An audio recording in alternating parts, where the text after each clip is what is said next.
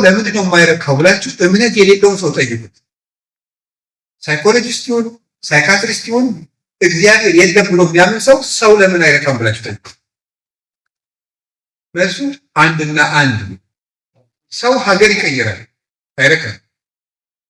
አሁን ለምሳሌ አንዳንድ ሰው ኢትዮጵያ ሳለ አይረካም። አውሮፓ ስትመጡ ምስረፋ አልመሰላችሁ? ረክታችኋል፣ አልረካችሁ እየጀለን ነው እንደው ከዚህ ሀገር እንደምንም ብየጥጣልሽ ብላችሁ አሁን እዚህ መጣችሁ ደስ አላችሁ። አሁን አሜሪካ ብንወስዳችሁ ደስ አይላችሁ? ትንሽ ይመስላል። ስትሄድስ ወይ ካናዳ ብትሄድ እንደዚህ ነው አትረው እውነተኛ። እዚያ ያለ ሰው ደግሞ ኢትዮጵያ መመለስ ይፈልጋል። ኢትዮጵያ ሲመለስስ ደስ ይለው ይሆን? ብዙ መናና ወደ ሀገራችን ለመመለስ ያብቃል ነው ይጸልያል ያብቃችሁ። ግን ስትመለስ ደስ የሚላችሁ ይመስላችኋል? አይደል። ሰው በምድር ላይ የሚቀርቡለት ነገሮች ሁሉ ደስ አይል። ለምንድን ነው ብላችሁ ጠይቁ። ሁልጊዜ የሚከፋኝ ለምንድን ነው ብላችሁ ጠይቁ። እስቲ አንድ ጊዜ ሁላችሁ ሁልጊዜ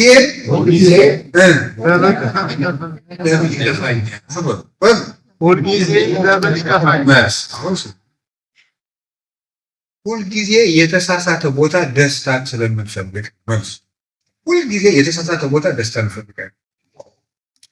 ሰማችሁኝ? ከዛ ያ ደስታ ደግሞ ትንሽ ይሰጠንና መልሶ ምን ይደግናል? ደስታን እንድንፈልግ ያደርገን። ደስታን እንድንፈልግ ያደርገን። ሁለት ታሪኮችን ብቻ እዚህ ጋር እንገራችሁ። እንግዲህ ለምንድን ነው ስትሉኝ የሰው ልጅ የማይረካበት ዋናው ምክንያት የሰው ልጅ ደስታው እግዚአብሔር ስለሆነ። የሰው ልጅ ደስታው እግዚአብሔር ስለሆነ ስለዚህ ሰው የሚፈልገውን እስከሚያገኝ ድረስ ልቡ ሲቃትት ይኖራል። ይለብሳል፣ ደስ አይለውም። ይበላል፣ ደስ አይለውም። ቤት ይሰራል፣ ደስ አይለውም። አዲስ ሞዴል መኪና በመጣ ቁጥር ይገዛል፣ ደስ አይለውም። ያገባል፣ ደስ አይለውም። ለምን? የሰው ልጅ የመጨረሻ ደስታው እግዚአብሔር ነው። መዝሙር 16 ላይ ቅዱስ ዳዊት ሲናገር እንዲህ ነው፣ ወእጸግብ በርአየ ስብሐቲከ እግዚኦ፣ አቤቱ ፊትህን በማየት እጠግባለሁ። ፊትህን በማየት እጠግባለሁ። እግዚአብሔርን ማየት የማየት መጨረሻ ነው። እግዚአብሔርን ማየት የእይታ ሁሉ መጨረሻ ነው። እግዚአብሔርን ያየ ሰው ሌላ ማየት የሚፈልገው ነገር የለው፣ ሌላ የሚናፍቀው ነገር የለም። አረጋዊ መንፈሳዊ የተባለ የቤተክርስቲያን አባት እስመ ዘእምኀቤከ የአርፍ ንጽሮተ ኩሉ ነባቢያን፣ የአመስጋኞች ወይም የተናጋሪ ፍጡራን የመላእክትና የሰዎች እይታ የሚያልፈው አንተን ሲያይ ብቻ ነው። አንተን ሲያይ የሚያይ ሁሉ ያልፋል ይላል። የዓይኖች ሁሉ ማረፊያ የመጨረሻው እግዚአብሔርን ማየት ነው። እግዚአብሔር ሰው የመስማት መጨረሻው እግዚአብሔርን መስማት ነው። እግዚአብሔርን የሰማ ሰው ሌላ ሊሰማው የሚፈልገው ነገር የለም።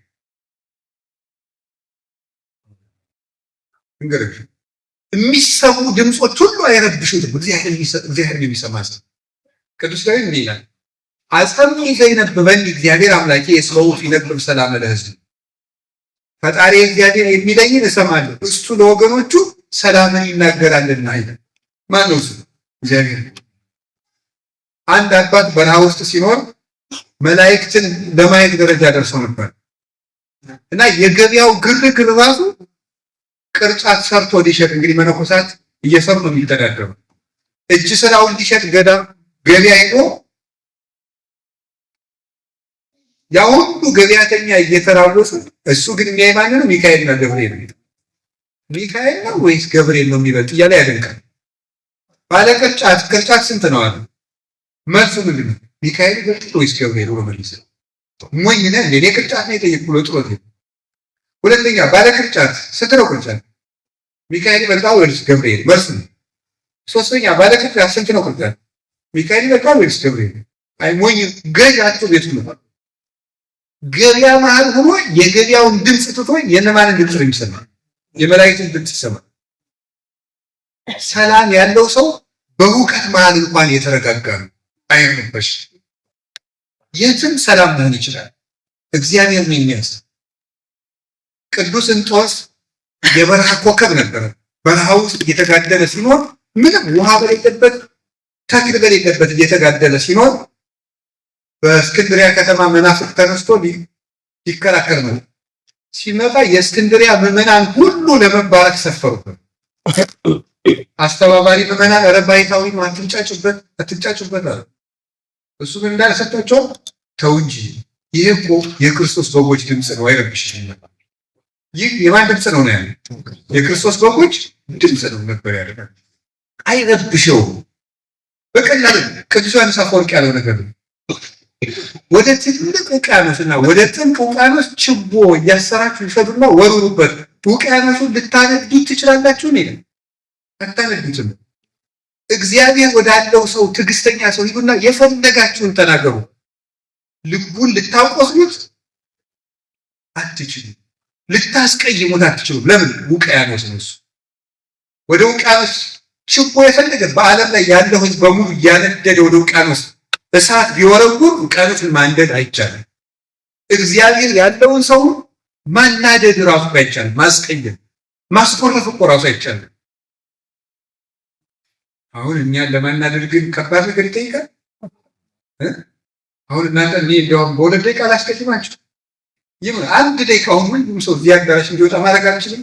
ነገር ተናገር በጣም ገለባ ሆነን እውነት ነው። ቀላል ነገር ነው የሚያስከፋል። በቃ ሆድ ብሶናል መሰል። እንኳንስ ባወቅነው ነገር በገመትነው ነገር እየከፋን ተቸግረን በመሰለን ነገር እንኳን ይከፋል። ለምን? በጣም ግልብ ሆነናል። እውነት ነው። እግዚአብሔር ሰዎች ደስታችንን እግዚአብሔር ወደ ማለት ምን ማለት እንደሆነ እሱ ታውቃለህ። እግዚአብሔር ሲሆን ሁሉ ነገር ስናጣው፣ እግዚአብሔር ግን ምን አይነት አይታጣም። ባል ሲሞት ለሚስት የሚቀራት ማለት እግዚአብሔር ባል አብሮ ይኖራል እስከ መጨረሻው እስከ ቅጣው ድረስ ወይ ሚስት ትቀርማለች ይባል ይቀር። ሚስት ስትሞት ለባል የሚቀረው ማለት እግዚአብሔር ነው የሚቀር። አባትና ሲሞቱ ለልጆች የሚቀራቸው ማለት እግዚአብሔር። ባለስልጣኖች ተሽረው ሲታሰሩ እጃቸው ላይ የሚቀረው ጥሪት ማለት እግዚአብሔር ብቻ። ቤተ መንግስቱ አብሯቸው አይታሰርም። ሌላ መንግስት መጥቶ ሲያስራቸው እጃችን ላይ መጨረሻ ላይ የሚቀር ሁሉ ሲያልቅ የሚቀረን እግዚአብሔር።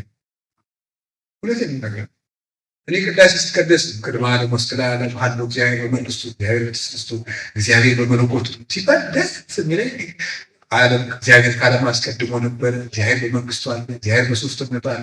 እግዚአብሔር አለ የሚለው ድምፅ የመጨረሻ ሰላም ነው። ለምን?